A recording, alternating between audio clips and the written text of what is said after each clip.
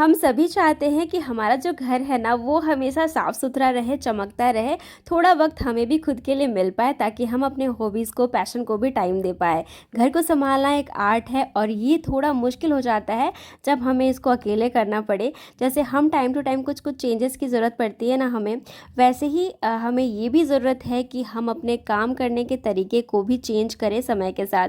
हम सभी का जो लाइफस्टाइल है ना, हमारा जो रूटीन है, जो रूल्स हमने अपने घर के लिए बनाए हैं वो हमेशा एक जैसा रहे, वो ज़रूरी नहीं है। हमारे तरीके अलग होते हैं काम करने के, घर को संभालने के तरीके सबके अलग अलग होते हैं, अपने रूटीन्स उन्होंने बनाए होते हैं। So hello friend, I am Rupa, welcome to the channel.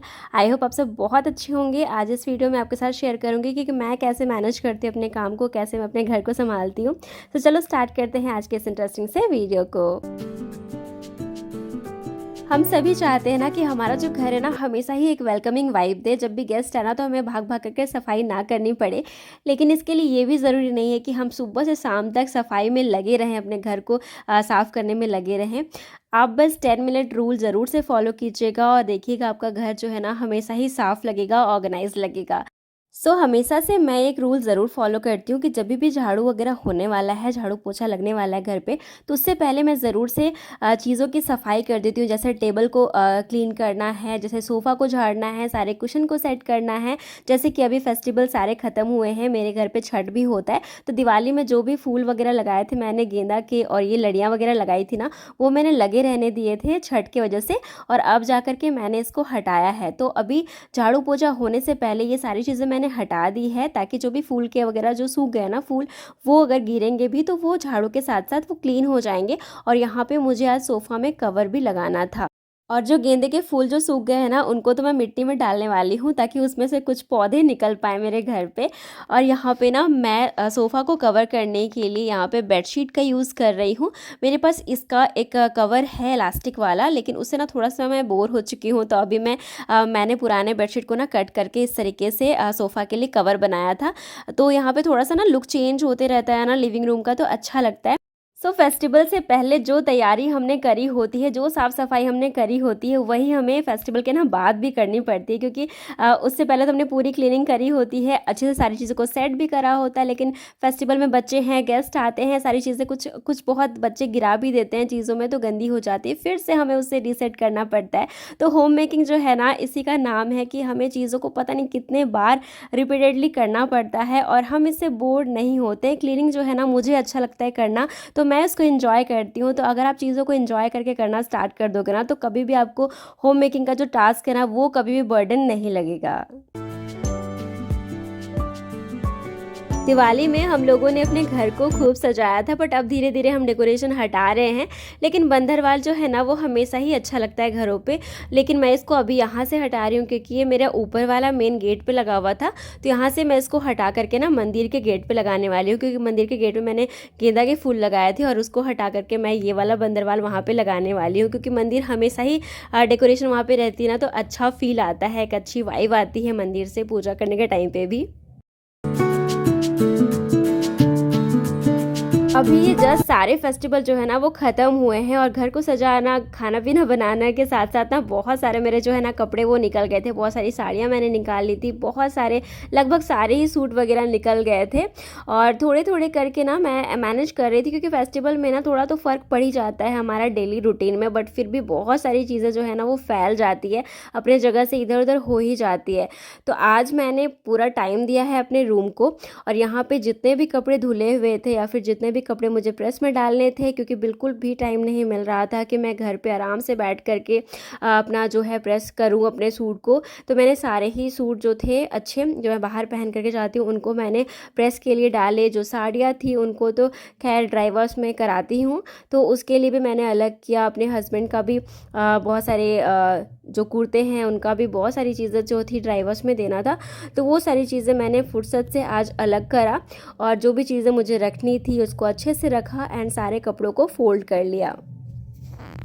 सो ज़रूरी नहीं है कि हमेशा हमारा घर जो है ना हमें वेल सेट मिलेगा, वेल ऑर्गेनाइज्ड मिलेगा, क्योंकि चीज़ें अगर फैली हुई हैं तो समेटना भी हम ही को है, सारी चीज़ें हम ही को करना है, कोई और नहीं आएगा हमारा काम करने के लिए।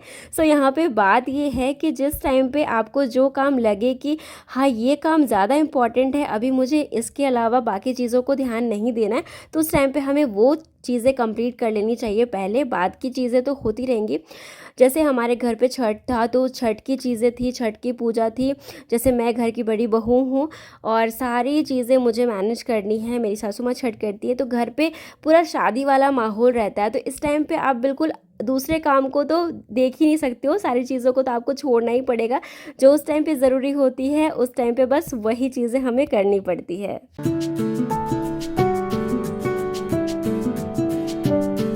कई बार ऐसा होता है हमें किसी जगह पे सारी चीज़ें ना बिखरी हुई दिख जाती है, वो जगह हमारे अकॉर्डिंग सेट नहीं होता है और उस जगह पे हमें थोड़ा ज़्यादा टाइम देना पड़ता है।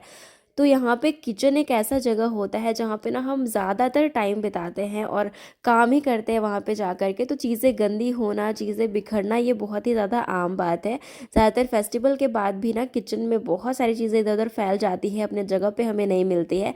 और अगर हमें जगह पे चीज़ें नहीं मिलेगी तो हमें काम करने में भी अच्छा नहीं लगेगा। अगर चीज़ें ऑर्गेनाइज्ड रहती है ना ऑर्गेनाइज तरीके से, तो हमारा काम भी ना फटाफट से कंप्लीट हो जाता है।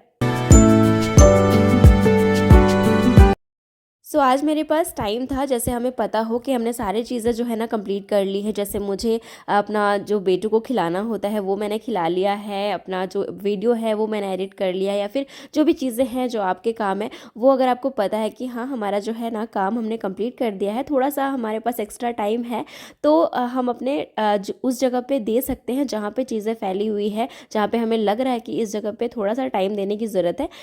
आज मैंने अपने किचन को थोड़ा सा ज़्यादा टाइम दिया। जो जो चीज़ें गंदी थी मुझे पता था, वो सारी चीज़ों को पोंछ करके रखा।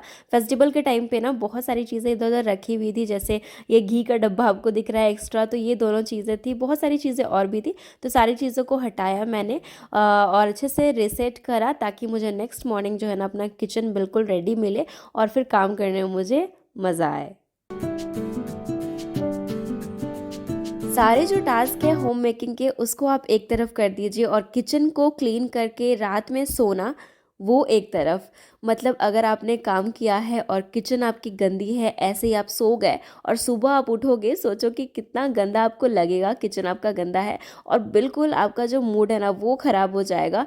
तो उससे अच्छा है कि आप रात में 5 मिनट टाइम दीजिए अपने किचन को और सारी चीज़ों को क्लीन करके सोइए। सुबह आपको अपना किचन बिल्कुल फ्रेश, बिल्कुल रेडी मिलेगा आपको काम करने के लिए और बिल्कुल आपको स्ट्रेस नहीं होगा, मूड ख़राब नहीं होगा और मॉर्निंग में आप अपना जो चाय लेते हैं वो आप इंजॉय कर सकते हैं, या फिर जो भी आप ड्रिंक लेते हो वो आराम से इंजॉय कर सकते हो। मैं ये रूटीन हमेशा से फॉलो करती आई हूँ।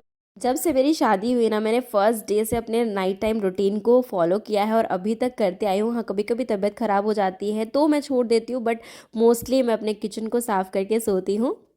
होम मेकिंग के टास्क को स्ट्रेस फ्री बनाने के लिए, एंजॉय करने के लिए थोड़ा से रूल तो हमें फॉलो करने पड़ते हैं, थोड़े से रूटीन को फॉलो करना पड़ता है। Friends, that's all for today. I hope आज की वीडियो आप लोग को अच्छी लगी होगी, यूज़फुल लगी होगी। तो ज़रूर से मेरे चैनल को सब्सक्राइब कीजिएगा, एक लाइक करके ज़रूर से मुझे मोटिवेट कीजिएगा। जल्द मिलती हूँ एक और इंटरेस्टिंग वीडियो के साथ, तब तक के लिए bye bye, take care and thank for watching.